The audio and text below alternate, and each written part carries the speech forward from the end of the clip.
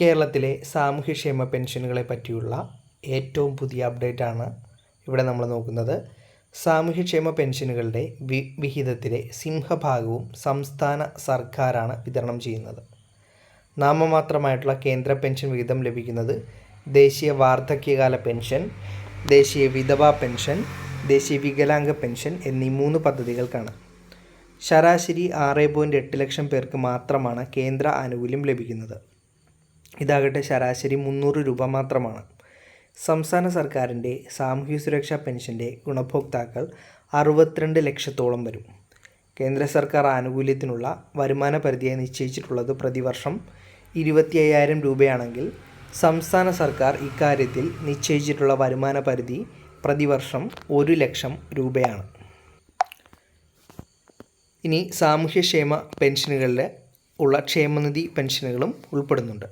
അതൊക്കെയാണ് കർഷക ക്ഷേമ പെൻഷൻ, മത്സ്യത്തൊഴിലാളി ക്ഷേമനിധി ബോർഡ് വാർദ്ധക്യകാല പെൻഷൻ, ലോട്ടറി തൊഴിലാളി ക്ഷേമനിധി ബോർഡ്, ക്ഷീര കർഷക തൊഴിലാളി ക്ഷേമനിധി ബോർഡ്, കയർ തൊഴിലാളി ക്ഷേമ ബോർഡ്, ഖാദി തൊഴിലാളി ക്ഷേമ ബോർഡ്, വ്യാപാരി ക്ഷേമ ബോർഡ്, അസംഘടിത തൊഴിലാളി സാമൂഹിക സുരക്ഷാ ബോർഡ്, ചുമട്ട് തൊഴിലാളി ക്ഷേമനിധി ബോർഡ്, ആഭരണ തൊഴിലാളി ക്ഷേമനിധി ബോർഡ്, ചെറുകിട തോട്ടം തൊഴിലാളി ക്ഷേമനിധി ബോർഡ്, ഈറ്റ കാട്ടുവള്ളി തട തൊഴിലാളി ക്ഷേമനിധി ബോർഡ്, ബീഡി ചുരുട്ട് തൊഴിലാളി ക്ഷേമനിധി ബോർഡ്, തയ്യൽ തൊഴിലാളി ക്ഷേമനിധി ബോർഡ്, കൈത്തറി തൊഴിലാളി ക്ഷേമനിധി ബോർഡ്, കശുവണ്ടി തൊഴിലാളി ക്ഷേമനിധി ബോർഡ് എന്നിവയാണ് അവ.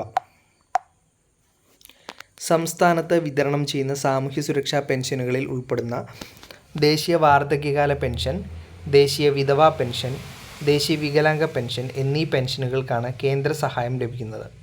79 വയസ്സുവരെ ഉള്ളവർക്ക് വാർദ്ധക്യകാല പെൻഷൻ തുകയായിട്ടുള്ള 1600 രൂപയിൽ 200 രൂപ മാത്രമാണ് കേന്ദ്രവിഹിതം. ഈ തുകയാകട്ടെ 3.4 ലക്ഷം പേർക്ക് മാത്രമാണ് കേന്ദ്രം നൽകുന്നത്. 80 വയസ്സിന് മുകളിൽ പ്രായമുള്ളവർക്കുള്ള കേന്ദ്രവിഹിതം 500 രൂപയാണ്. ഇതാകട്ടെ 1.16 ലക്ഷം പേർക്ക് മാത്രമാണ് ലഭിക്കുന്നത്.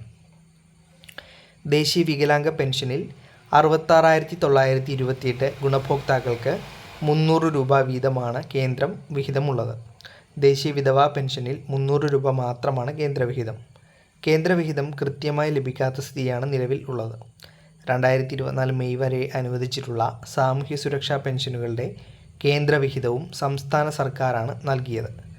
2023 ജൂൺ വരെയുള്ള കേന്ദ്രവിഹിതം മാത്രമാണ് സംസ്ഥാനത്തിന് ലഭ്യമായിട്ടുള്ളത്.